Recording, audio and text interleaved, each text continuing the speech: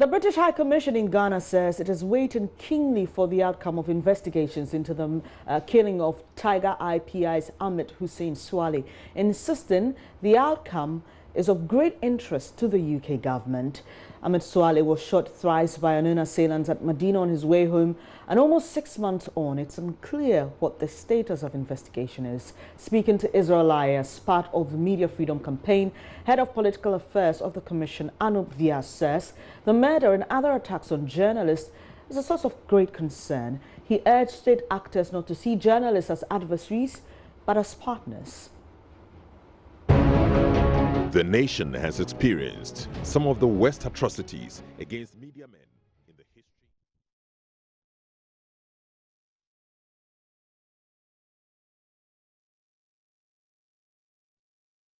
What people were even intending. I think journalism around the world is having a hard time. I think the role of a journalist is to speak truth to power.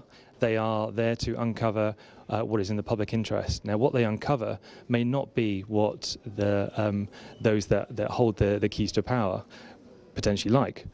But nonetheless, it's important that they deliver the message and actually inform the public, because there is a right to know about what's going on in the state of the world around them. And the journalists are often the first to find out what's happening, and part of the checks and balances on the state. And it's a facet of a modern democracy. Is there any of the incidents that happen in Ghana that readily jumps at you when it comes to attacks on journalists? Well, every attack against a journalist is abhorrent and is something that needs to be taken into consideration when Ghana looks at its broader international narrative as an open, friendly country that respects human rights and is tolerant and freedom of speech. So every attack does diminish that in some way. Obviously, we have been talking today about the murder of Ahmed Suale. That has been something that shocked the international community. I know when the Foreign Secretary was here, he spoke to Tiger Eye, to Anas in particular, to convey the condolences on behalf of the UK government. We are looking to see what happens next. This poor young man was taken. There was clear signs that it was a murder and should be considered in those terms. And we're looking to see what happens in terms of justice and bringing those responsible to account. Why do you think we're increasingly having some of these attacks on journalists? Well, look, I would say this, that journalism is a key part of what we do. I wouldn't necessarily always say that attacks are on the rise, but here in Ghana. But what I would say is that journalism is the relationship between journalists and the institutions can sometimes be a challenging one. And I think that that state institutions, when engaging with the media, the tendency can sometimes be to have an adversarial relationship. Actually, sometimes it's about getting your message out strategically, proactively, so that when the media are asking questions, and actually it's right to ask difficult questions, that you have a considered answer. You are able to take on the challenge, because ultimately they are asking questions that will lead to greater transparency, greater accountability. So having that, having your own set of messages that you want to convey and based on facts and evidence, then that should lead to a healthier debate. I think when the adversarial side comes out, unfortunately that it creates a different atmosphere that is not conducive to journalism.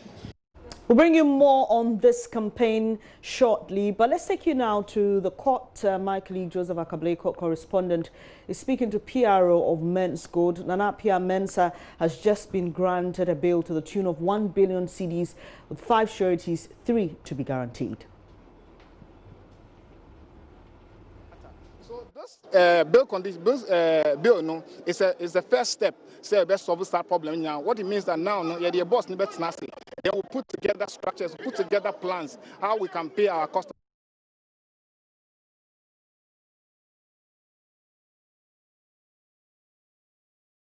Apologies for that. We'll try and establish a good line and bring you more on this story that we are just speaking from the court. But let's go back to our campaign to defend media freedom. And it's on. News editor at GH1, Nana Banamwa, is asking media houses to come together as one in this fight. I think that it's getting uninteresting. I mean, I meet young people who want to be in the media and they say that, oh, I could be beaten up.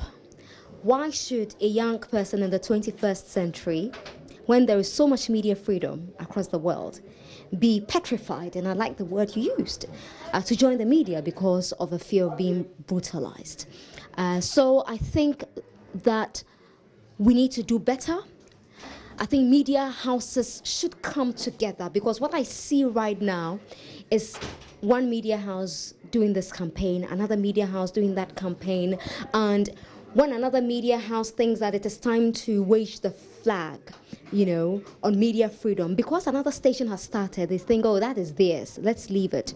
It breaks our front. And so the media must come together as one. If a reporter at Joy FM is brutalized, every journalist in this country must be concerned. Every journalist in this country must be worried. You don't get excited or keep quiet because it is Joy FM and not your station. So I think that we are in, I wouldn't use the word turbulent, but we are not in a very safe period at the moment as journalists, because you go out and even when you are wearing a tag, when you are really identified, you are still getting brutalized or verbally assaulted by people, and I think it is unhealthy. Well, throughout this week, we've led a campaign seeking an end to attacks on media persons to ensure freer media in Ghana. This is critical because, as it is in every society, the media provides the platform for people, including you, a cherished viewer, to engage with the powers that be, from the president to the police. Dubbed Defend Media Freedom, the campaign gauged the views of a number of senior members of the fraternity. JoyNews' editor Fifi Kumson has a wrap of events so far. The nation has experienced some of the worst atrocities against media men in the history of the Fourth Republic. A journalist, Ahmed Suale, has been killed. He was shot at close range. It's something very shocking, and what people were even intending to do, we have big malams and imams who come to talk to us not to take the law into our hands, because yet we don't know who is responsible. A journalist, Latif Idris, has been beaten and left with a fractured skull, wounded for life by police officers. And they joined and beat me up with sticks, with their legs, with the back of their guns hitting mine. Yesterday I asked him to take a shot of that. They hit me with the back of the gun about 3 times at the back of my head here. Many others still bear the wounds from the brutal assault on them. At least 31 attacks in the last year and 41 since the assumption of office of President Akufo-Addo. We hadn't recorded any incident of, a murder, but this year we've had that. We hadn't had a case where a journalist in Ghana has had to be compelled by circumstances to, at least relocate for a while. This year we've had that. And then the worrying phenomenon is also when it is political activists who are the perpetrators, because these are backed by big machineries. Whether it is the governing party or the opposition party, it should be worrying to us. These and many more attacks on the media set the tone for the Global Forum on Media Freedoms in London early July. With many governments also insulting and threatening journalists and seeking to throttle media organizations through strict controls on ownership, licensing and online activity, we have reached the point where there are few places in the world where journalists are not surveilled, harassed, disenfranchised or subject to self-censorship. So do you know the importance of journalists? The multimedia group joined the campaign with the launch of the hashtag Defend Media Freedom. And it was critical because the media provided the platform to give voice to the citizenry and to shine a light on the issues that affect ordinary people who have no chance of ever meeting or speaking to their president, minister, or MP. For a lot of the experts, the nation is going through a period of gradual attempt to crack down on media freedoms, the limiting of the reach of FM stations to 45 kilometers. This is expected to affect various radio stations in Ghana, Joy FM, Peace FM, and many more. There are laws that sometimes government may decide to apply it in a very whimsical and discriminatory way, such as what the NCA recently did in terms of shutting down certain particular media organizations in the name of applying a court ruling. And one wonders why others who were also affected by the same court ruling didn't suffer the same penalty. To be fair, though, I think that generally for all of us, it is time that we all had a reawakening, you know, because there are times when these things are happening, even, you know, media houses that are professional themselves, it's as if we really do not care too much about what it is that happens to us. Former VRA boss Dr. Charles Rekubrobe established the first private radio station in Ghana, Radio I. He describes the current media dispensation as the worst in the history of the Fourth Republic. It reminds me of a Dubois and his culture of silence. You know, the government of the party that believed in the rule of law and the freedom of speech and expression and Kabi and everything is inadvertently, because I have no evidence to suggest that it has taken specific divisions, but it's inadvertently recreating a culture of silence in Ghana. Because if you don't condemn and you do not reprobate, it's amazing that and you do not culture of silence in 2019 that you're hearing echoes of it. Yeah. Really? Yeah, because that's such a chilling thing to say. Because I'm sorry, I need to be very chilling. These are my brothers. We've been in the trenches together. We fought for press freedom. Because aren't you exaggerating this? No, no, because the issue is that, you know, if a journalist does a story or media house does a story, and it's not sure whether goons will descend on the station, they're going to be more cautious. That's human nature. So those in authority need to come out and say, not only do we have nothing to do with this, those who actually broke the laws of this country and acted with impunity shall be taken to task.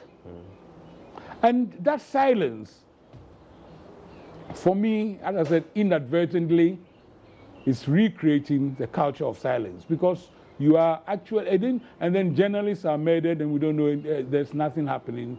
Investigations which we don't know, journalists are beaten, journalists have to go into hiding. Exactly, and also all of these things, you know, add up to the recreation of the culture of silence that we all fought against in the early 90s. For him, one thing that provides fodder for that conviction is the shutdown of various radio stations across the country under this government. Dr. Charles Rekubrobe says he's personally written to President Akufo-Addo on the matter. This is because in the senior citizens' part with the Rawlings administration over the establishment of Radio I, Nana Akufo-Addo was his lawyer. Freedom is something that we have to be fighting for every day, every hour, you know, all the time. For a man who fought for media freedom in Ghana, editor-in-chief of the Insight newspaper, Kwesi Pratt Jr., believes a return to a period of intolerance by the state for the media will be dangerous for its democracy. Those pushing for censorship of the media often cite infractions by pressmen as grounds for their posture. But Mr. Pratt says people who feel offended by the media must resort to the law. That if the media is not responsible, then the freedoms will be taken away. And this is an utterly irresponsible statement, especially coming from media practitioners. You understand? I mean, nothing justifies the limiting of the space for free expression. Nothing in the world can justify that. My name is Daniel Daze. Bernard Avle. Kwame Sefakai. Right, Nana Amfo. As the fourth estate of the realm, the media is only there to ultimately work in the interest of the public. That means any attempt to break its clause will be an attempt to stifle free speech. Is the reason media people will advocate a defense of press or media freedoms. So press freedom is that which enables me to tell the stories that matter the most to the audience. And then to be able to hold powerful people accountable. Press freedom to me means that I have a legal backing, support of the state, support of the security agencies to be able to be fair, to be probing, and to be development oriented. Press freedom. Hashtag defend media freedom. Fifi Kumsin, Joy News. Is very vital for the survival of any democracy. In fact, I feel it is part of the birthright of every citizen. The campaign continues. Would like to hear what you think. Hashtag defend media freedom on all social media platforms. Do join the conversation.